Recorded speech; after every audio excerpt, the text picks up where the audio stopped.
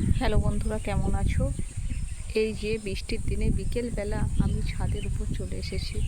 তো দেখো, কে বলবে একটু আগে বৃষ্টি হয়েছে, এখন দেখো কত সুন্দর ওয়েদার। এই যে ছাদের উপর দেখতে পাচ্ছি, এগুলো কি বলো তো? এগুলো তিল। বৃষ্টির কারণে তিলগুলো শুকনো হতে শুকিয়ে যায়নি, তাই ছাদের উপর রোল করে রেখে দেওয়া হয়েছে, কালকে রোদ্দুর এলে দিয়ে দিতে হবে। তো দেখো বিকেলের ওয়েদারটা কত সুন্দর।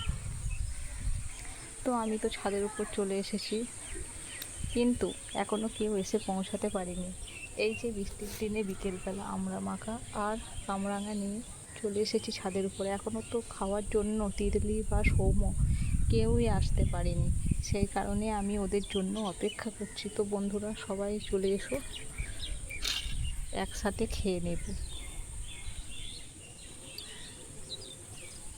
Tata, bye bye.